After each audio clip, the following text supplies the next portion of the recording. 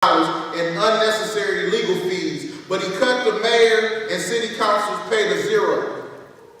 I get paid nothing for being a council person in the city of Pontiac. Matter of fact, I can't even get toner for the copy machine that's in my office to print things like this document today. I had to go to Kinko's to print this flyer. That's what I'm dealing with the emergency manager, but Flint's not going to get one, so I'm not going to talk to Flint. I'm just going to talk about Pontiac. The next thing was he refused to meet with the citizens about his 2011-2012 budget because the new law says he doesn't have to consult with the citizens. Instead, he says, we're going to have our finance director come out to a meeting. Guess how I found out about the meeting, though? That the budget. As a city council person, my major responsibility is to make sure the budget is appropriated correctly. That's what the people elected me to do. But guess how I found out about the budget hearing in the newspaper, in the classified section? Wow. It's next to my office, but I found out about it in the newspaper in the classified section. So I come to the meeting along with the other council people, and I'm told, guess what? You can ask your questions, we'll submit your questions to the emergency manager, but he doesn't have to respond because he's going to be on vacation until after the budget is submitted.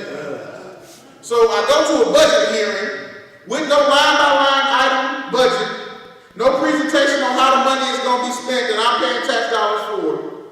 And they say this is what it is, and we're going to take questions, we're going to take comments, we'll write them down, give them to the EM, and that's going to be the citizen participation component of this budget. Now the problem is, the budget he turned in is $12.5 million in the hole.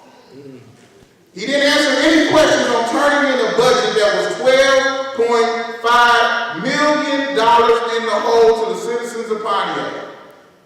But he did write a letter to our county executive, Mr. Brooks Patterson, and said, how about we merge Pontiac into Oakland County?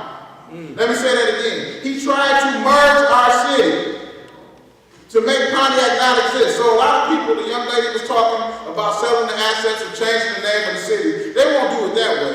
The way that they can do it under state statute is simply to unincorporate the city. And emergency managers have that power. So tomorrow I can wake up after this meeting, after he sees it on TV, and says, I don't like what Colonel Williams said. Guess what? There's going to be no more incorporated Pontiac. So we're going to be an unincorporated city. And then the surrounding suburbs can pick and choose what areas they want of the city without a vote of the 60,000 people in the city of Pontiac. But I'm just talking about Pontiac because Flint's not going to get an emergency financial manager or an emergency manager.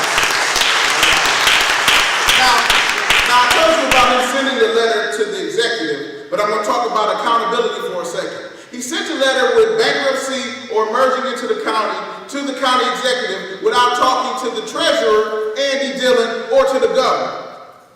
So basically what that said to me was, this man is here with total autonomy, godlike powers, and nobody watching over what he does. As long as he turns in his paperwork on time, there's not a problem, and he makes $13,000 a month that I have to pay. I have to pay for his lawyers, and if there is a lawsuit incurred, it's spread against the tax rolls of the citizens. But this is what's happening to Pontiac. I know you guys have representation, you have a mayor now, you have a city council now, you're going to have an election come November. Well, we had an election too.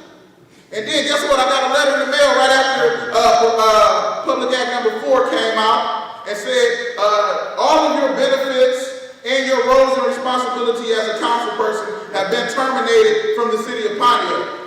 So I'm an elected council person. I can go and kiss babies, but I can't pass resolutions. I can't pass ordinances. Matter of fact, if I wanted to pass a dog ordinance right now, I couldn't do it. I could ask permission from the emergency financial manager. I could ask the permission, and then maybe, if in his due wisdom he decides to make a resolution, then he could pass it and sign it himself. In his office. He has the power of the mayor and the council. But this is in Pontiac. But let me tell you how we got an emergency manager, because a lot of people think, well, you got to go through all these steps. Our chief executive, our mayor at the time, had an argument with our city council about how to deal with the budget. He sent a letter to Lansing asking for a financial manager to come in, and that started the process, and we've been dealing with it ever since. So tomorrow, the mayor Flint, I'm not saying it's going to happen, but he could get in an argument with some council members and say, guess what, we need to investigate having a financial manager. And once that process starts, it's not a citizen in this room that can stop it. That's right. But I'm just going to talk to you about Pontiac, and I know my 10 minutes is up, but I just don't wish this on anybody, anywhere. So I came all the way down, and I thank the ladies who brought us up here to talk to you today. But don't think you're exempt from having an emergency manager. It means no democracy, no rights, no anything, no city as you know it. Yeah. All we have right now is the right to pay taxes. But that's just what's happening in Pontiac. All right. Thank you, Councilman Williams. And now Brandon Jessup, the founder and CEO of Michigan Forward.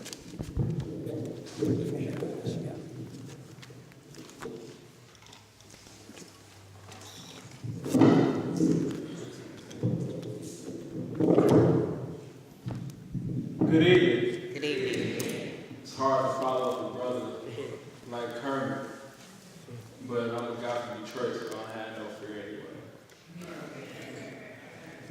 You know, some folks ask, why did Michigan Forward step up to get the repeal process started in Public Act 4? If you ain't heard it by now, we ain't had no choice. I come from Detroit, and everyone talks about how bad our school system is. They look at Detroit and say, hey, that's a shame over there. It's a bad thing over there. And I want to let you know that before our emergency financial manager came in 2009, we had a deficit just over in the $30 million range. When he left, that deficit was $329 million. Over 75% of our schools have been closed. Over 1,500 administrators, bus drivers,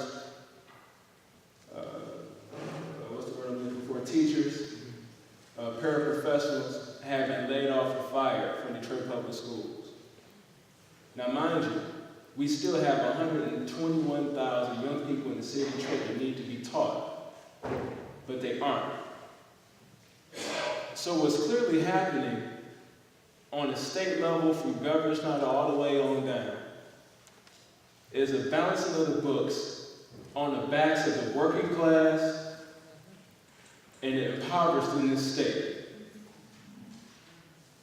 And by me being just under 30 years old, a college graduate here in the state of Michigan, giving this state all I could, it's a slap in the face that the first thing a government would do, any government would do, is to take something away, such as our voice, instead of giving us what we really wanted, which are jobs and opportunity.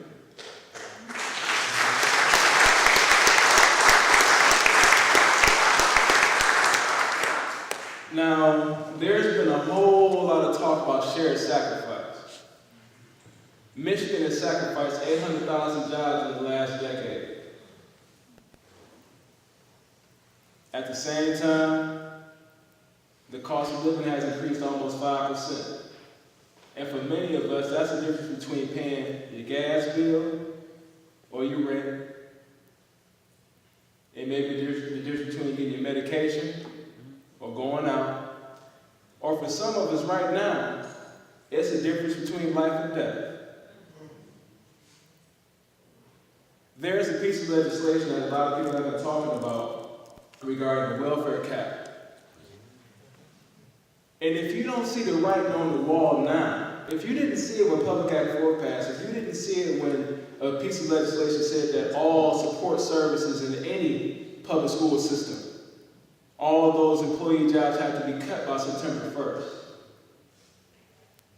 If you didn't see the writing on the wall between March 16th and now, you need to get your eyes checked. Stevie Wonder knows what's going on. Ray Charles knows what's going on here in the city of Flint. and they know what's going on in the state of Michigan. I want to hold just one thing about Public Act 4 that makes all of the law totally obsolete, but it's very clear. There are 18 triggers in this law on how you can start that review process that Kurt talked about. But I want to give you the last one.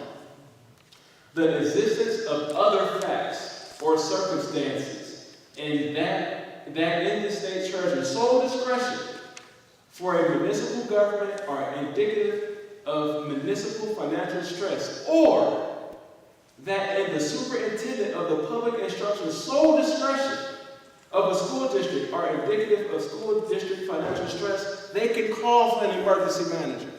Yeah. So if Andy Dillon just gets the itch one night, as Kermit said, to just come and take over Flint because maybe Mr. Walling didn't get a deal done that he needed to get done, guess what? Like a thief in the night, that emergency manager comes to Flint. And it's happened already in 2 communities. One was Detroit, because to be quite honest, the Detroit School Board did not ask for a review.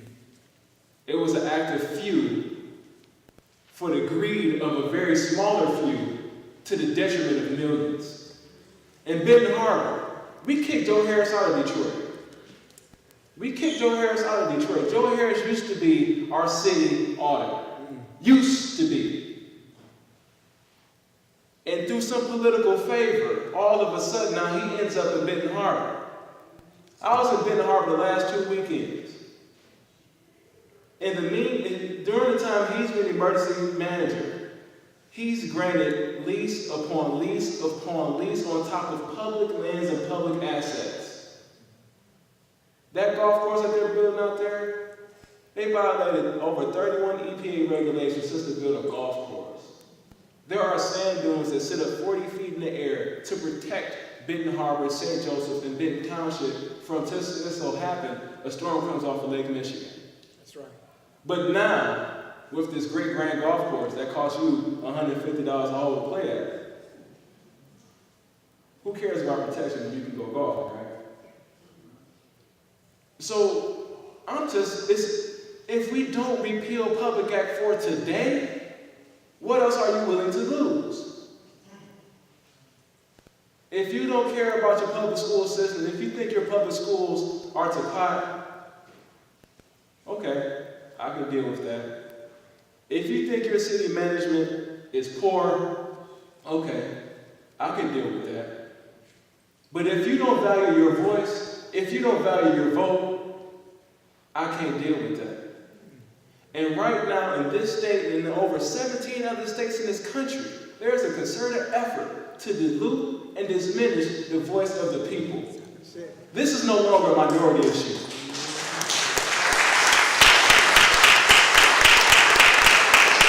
This is an issue of those who have built this country for over the last 75 years. These are about my parents that spent 32 years at Chrysler, retired. And now they're paying an extra burden on their taxes because a certain governor and a certain legislature doesn't want to balance the books. This is about our future. Who's going to teach our children if we can't afford to send them to school? This is about right now. The jobs that we desire are a must in our community. The small businesses we need. It's a shame in Detroit. We're applauding the fact that Whole Foods will be coming in 2013. But right now there are 7